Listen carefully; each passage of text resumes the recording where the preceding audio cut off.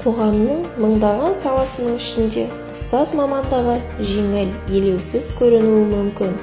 Алайда техника мен ғылымды жаратқан мектеп әлемінің тұтас